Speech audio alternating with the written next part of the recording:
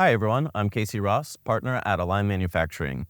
I'm here today with Benjamin Unruh, partner at Align Manufacturing, and Alex Chiu, Deputy General Manager at Maesot Heavy Industries, to discuss the critical shifts in global manufacturing landscapes and the strategic importance of relocating production from China to more favorable markets in Southeast and South Asia. Ben, Alex, thank you for joining us here on this podcast. Alex, why don't you introduce yourself? You have a very interesting background, so please tell us about your background and also a little bit about your business. Hi, thank you, Casey and Ben, for having me in this podcast. My name is Alex. I'm from Maesot Heavy Industries. We're actually a family-owned business.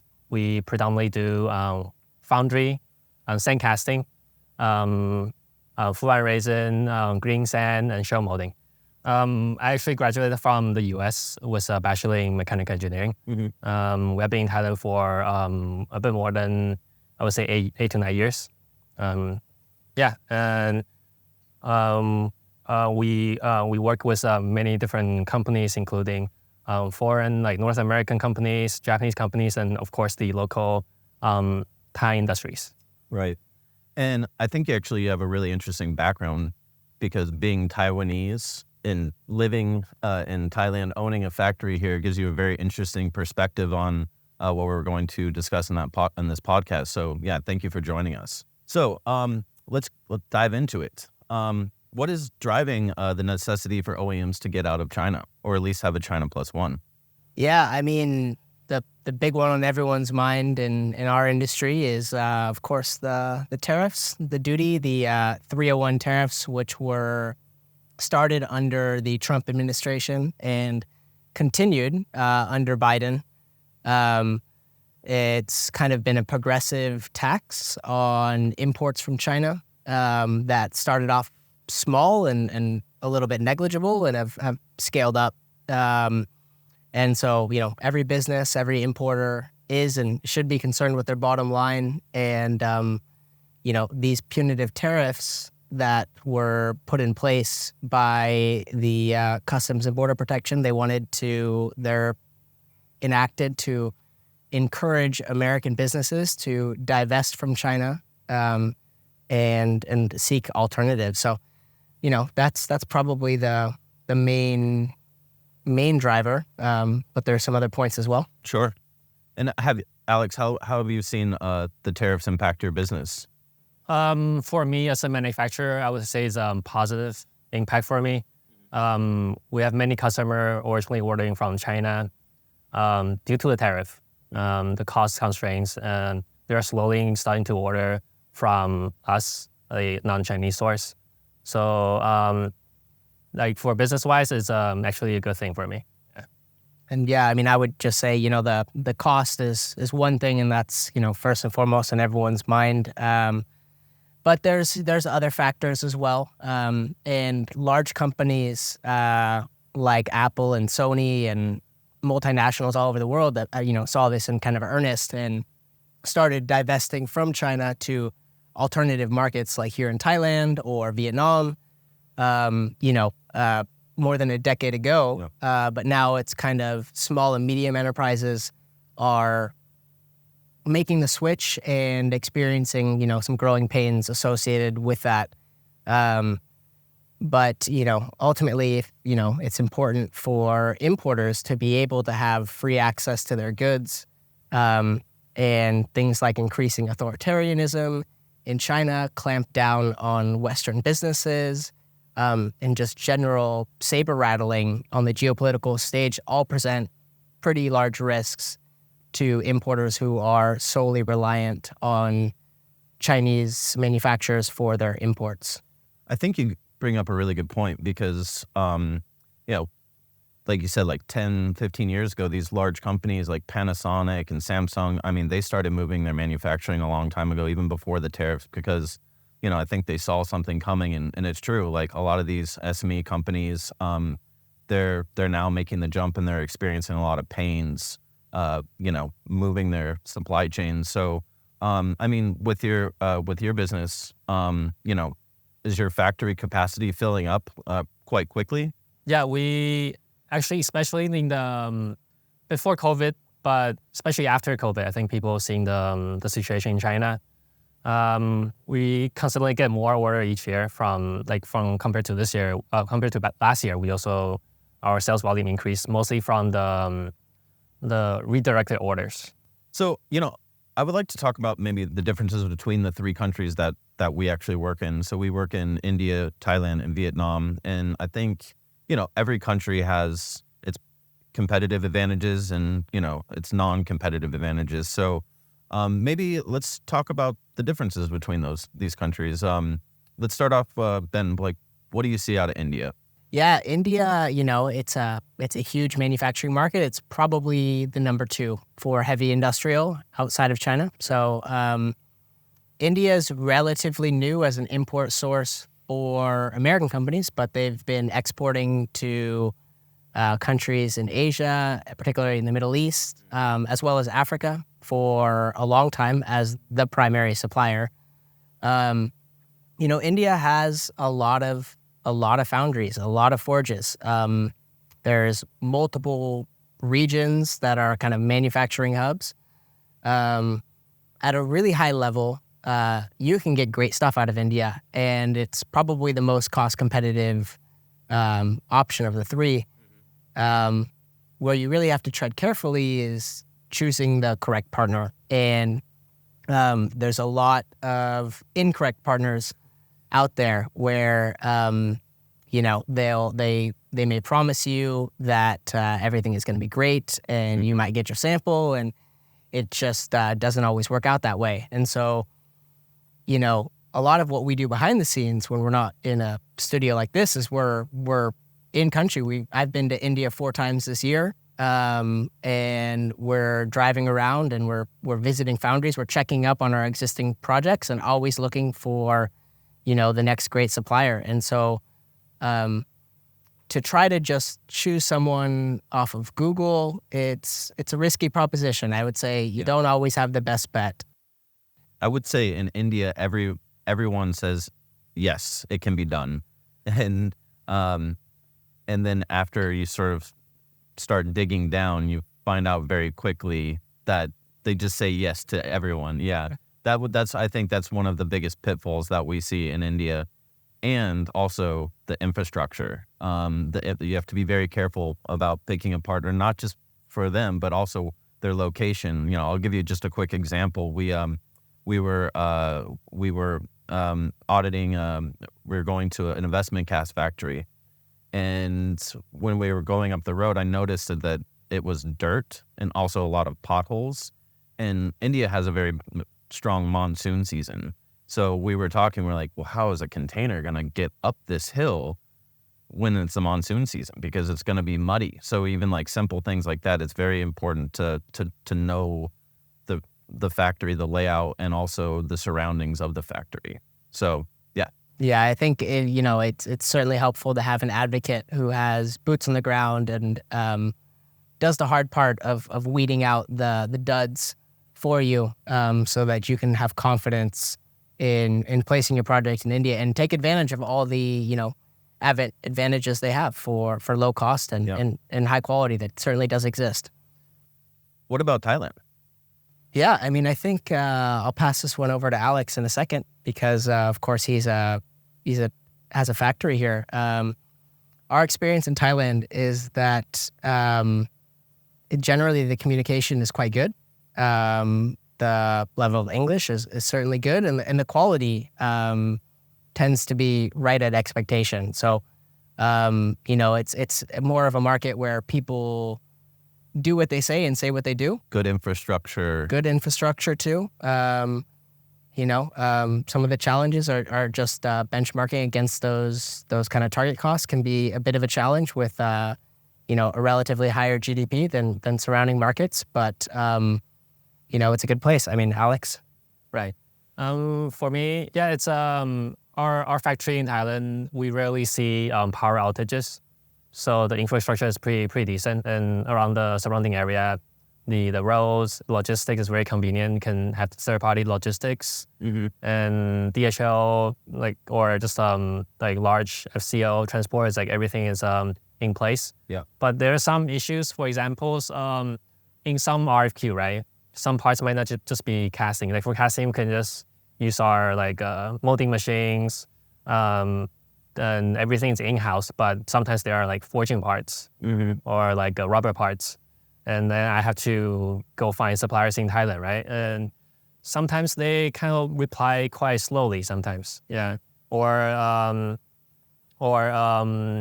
they don't really even have to follow them from phone calls and maybe take some time. Eventually they will quote, yes, but it takes some time in the requesting for the RFQ stage. Yeah, and the pricing sometimes is sometimes our price, our casting parts, machining parts, is in target. It's right under the target price. Right. But the accessories, like the parts, stamping parts, and a lot of different smaller parts that in assembly with the casting, it's too high. Right. Yeah. We've actually seen, it's kind of funny, like in India, everyone says yes, but in Thailand, it's very hard to get people to a lot of times to take a project, because when they decide to quote and take a project, they do a very good job, but a lot of the times getting them to quote and get that, they're very hesitant. A lot of Thai factories, once they do it, they'll do it very well, but getting them to do it is sometimes tricky. Yeah. And I guess the third country, what about Vietnam? What do you see? Yeah, Vietnam is definitely emerging. A lot of, multinational companies are setting up factories there for both finished goods and industrial parts. In general, it kind of, I would characterize it as kind of being in the middle of the two countries we just described, in terms of, generally being a little cheaper than Thailand, and generally being a little bit more transparent and communicative than India. Like we touched on earlier, there's a little bit different offerings in terms of the manufacturing processes there. There's fewer heavy industry options like forging or casting. It's more injection molding or machining. Generally, there are some larger old forges in the north. The other challenge with Vietnam is it is kind of still, it's geographically, it's a little bit of a challenge because in Thailand, you use kind of one central port no matter where anything is being manufactured. But in Vietnam, there's a main port in the north and a main port in the south. And so that can make things like consolidation tricky. It can also make things like subcontracting. If your coating supplier is in the south, but your foundry's in the north, it's a lot of roadways to cover. And the infrastructure is not amazing for facilitating that yet. There's some changes in the works. High-speed rail from the north to south of Vietnam we're looking forward to. But yeah, it's a geographical challenge. I think one of we've talked to a lot of customers in the U.S. and when they fail in Vietnam, it's a lot of the times because they don't have a team there, because the English level in Vietnam is not so good. So it's really critical to have a good team in place there, and a local team, a local Vietnamese team there to manage the factories. So yeah, we're lucky to have a good team in Vietnam to help us with that. Alex is actually one of our manufacturing partners, and we've worked with Alex on a few different projects. Ben, why don't you tell them about one of the projects we did and how we helped consolidate and save our customers some money? Yeah, I think it's the most recent project we did where we were producing parts that are ultimately used in machinery, and that machinery is specific for the braided hose industry. So we're supplying parts to manufacturer in the United States who assembles those parts and turns them into a product that's then used all over the world. It's quite a precise product with a lot of challenging tolerances and engineering requirements. We worked with Alex and his company Maesot Heavy to produce the parts, and that's super helpful, being that we're all locally based here. It's very easy for us to go on site, to communicate in our own time zone, and to go up and inspect the goods, make sure that everything is according to the print and drawing requirements.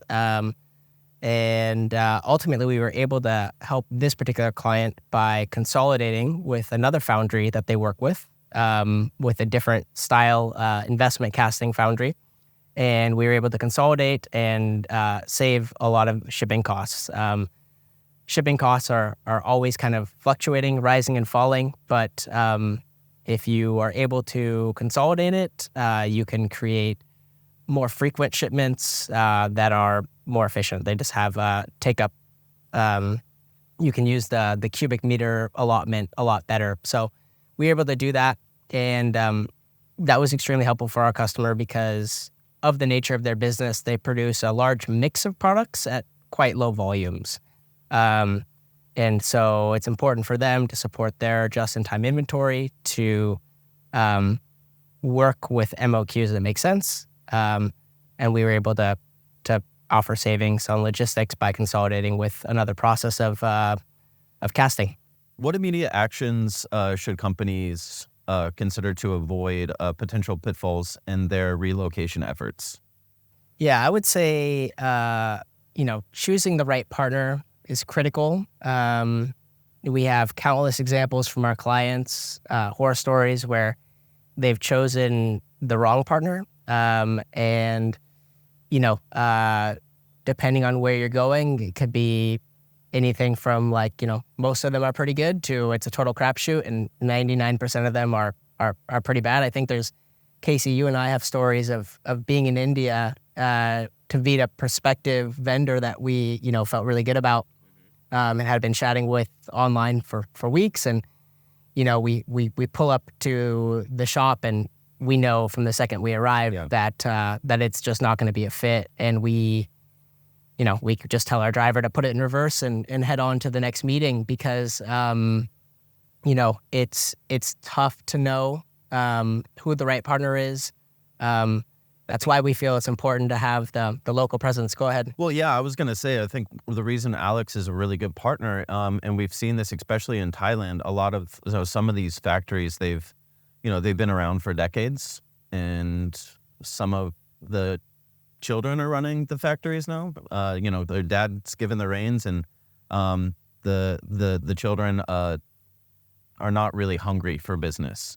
So Alex is great because you're very hands-on. You're at site, and when you're partnering with someone, it's really important to partner with a factory owner that is hands-on and knows everything about their operation. Yeah, that ties straight into we always talk about in the office about the 3 Ps, and the P's are their process, which is all of your manufacturing infrastructure, your documentation, your quality programming, which is super hypercritical. Then there's price, which is important to every importer. But the last one is the people, and you need to have people who are flexible, who are willing to solve problems, to dig deep and investigate. Maybe it's not something they've done before, but willing to study it and run a feasibility study, see if it's going to be possible, try to find potential solutions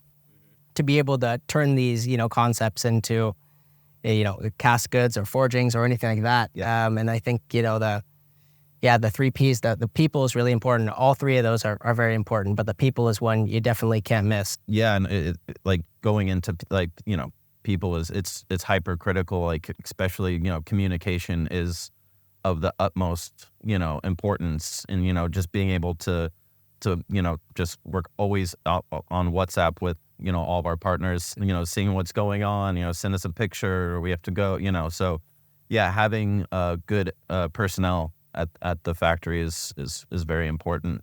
Alex, when you're working with companies like ours, what do you see as important to partner with a company such as ours? Right. For us, the number one quality that we hope that we can get from our customer or partner would be be very clear on the specification from the start. Right. Because from day one, it'll be the RFQ, right? Very first step, RFQ. And what needs to go into the RFQ to make it clear? Right. So in the RFQ, we need the drawing, the material, the manufacturing process. What kind of QC standard are we talking at?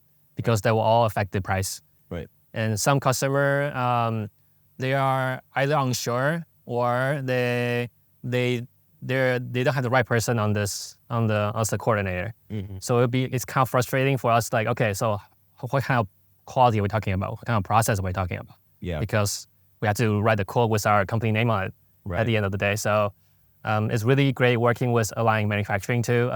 Like from the emails, the information and the communication very clear that we know from there on what we are working with. If Align Manufacturing, if you guys did not get the information from the customer, we immediately get it, get the feedback. You contact usually Align will contact the customer and get us that feedback, and it's been really, really helpful. Yeah, I think what we found is working with factories and guys like you is it evolves into more of a we're on the same team. We all have the same goal, so it's important having that clarity. Yeah, so I mean, we always try to stress to the OEMs or customers in America, don't wait until November for the election. You should start now. Let's get going.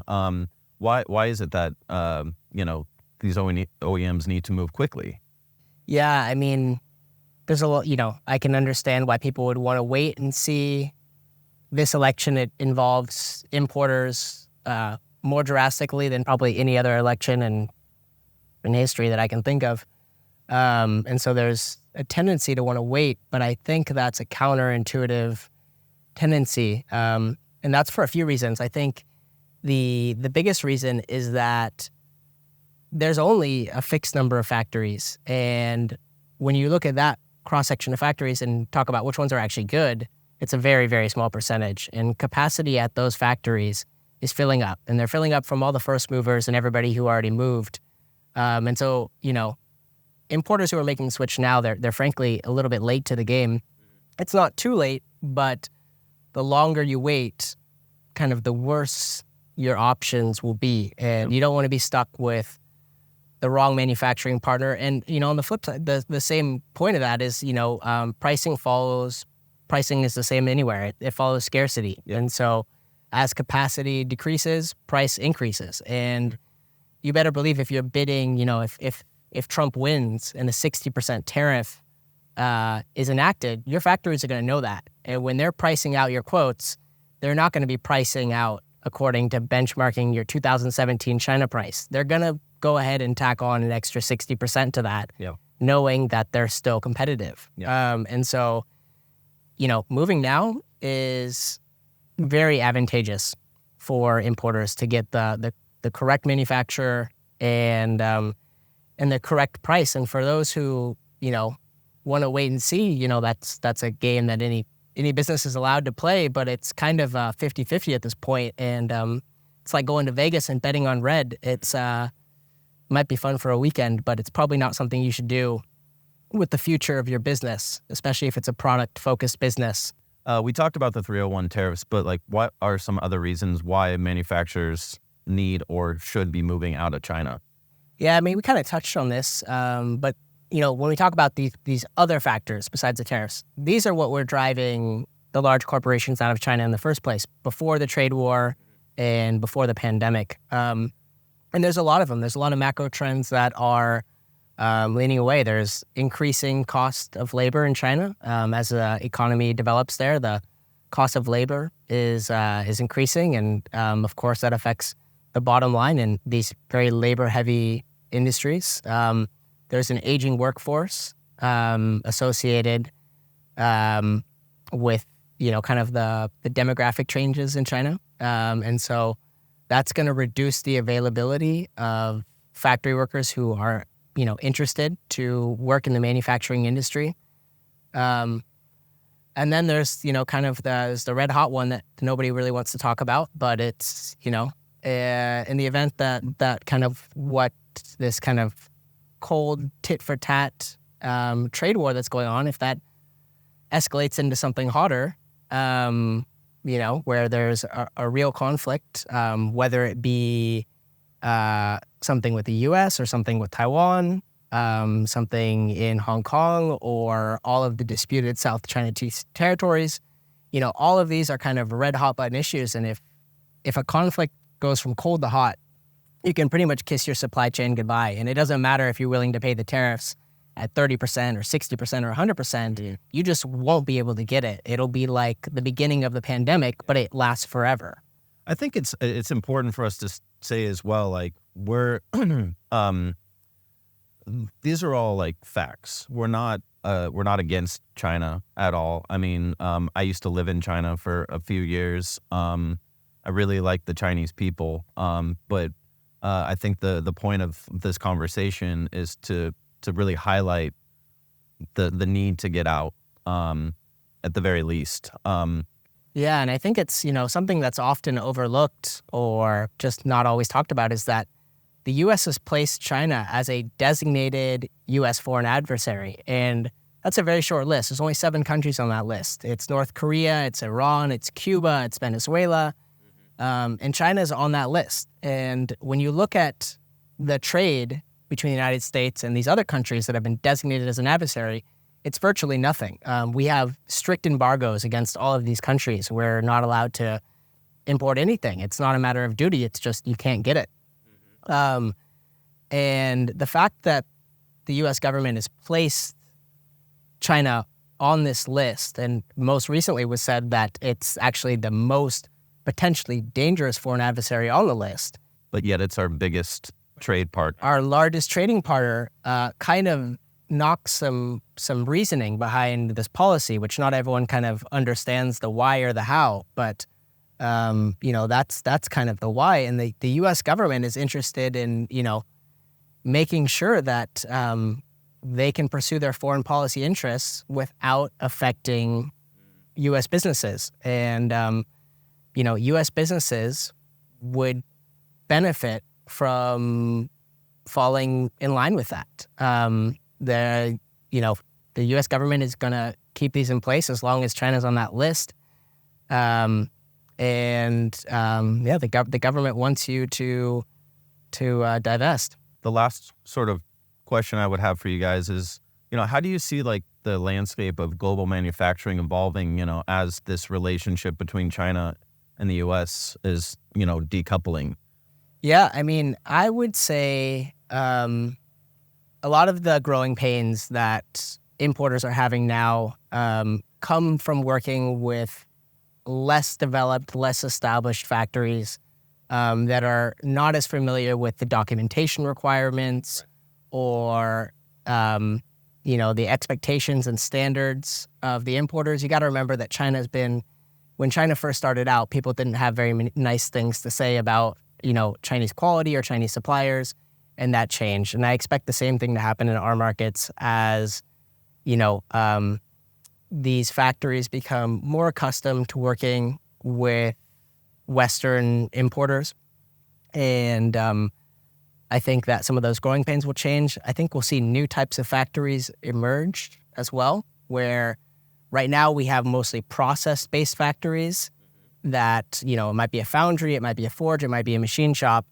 But those generally create parts and not products. And when you're talking about a packaged consumer good or even a complex assembly of an industrial good, that's a different kind of factory. That's an assembly factory.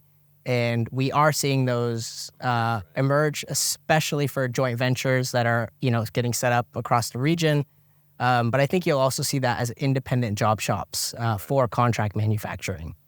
Yeah, that is a good point. I think, a lot of the times you go to, you go to a Costco or a Target and you see, you think it might be so simple, but assembly is it's extremely complex, and setting up an assembly in a factory it takes time for it to evolve and be mature. So, do you guys have anything else that you'd like to add into the conversation?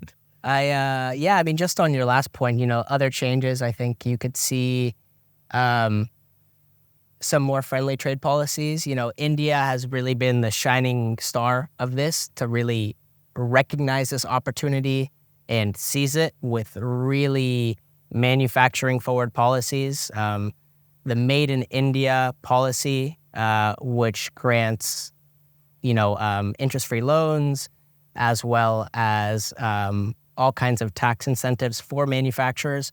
I think we'll see that deployed across the region, and in India, we'll see them continue. Right. Ease of doing business, I see it improving, where there may be, importation of child parts to be assembled, or the allowance of, purchasing a child part domestically, but having it be VAT exempt because it's ultimately being exported. So I think we'll see some change in the regulatory environment in these countries, which are catching on to the opportunity that's there, and it really is a massive opportunity.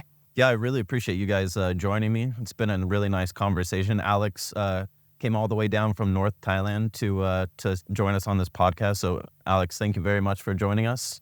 Thanks for having me. Yeah, I see. Thank you for joining us today. If you found this discussion insightful and are considering how best to navigate the complex manufacturing shifts, I encourage you to read our recently published report, Guiding U.S.-Based Manufacturers Out of China. It's packed with in-depth analysis, real-world case studies, and practical strategies to help you make your informed decisions. To discuss your specific needs, don't hesitate to get in touch with us at Align Manufacturing. Together, we can ensure that your transition is smooth and successful. Thank you again for watching, and we look forward to helping you secure your manufacturing future beyond China.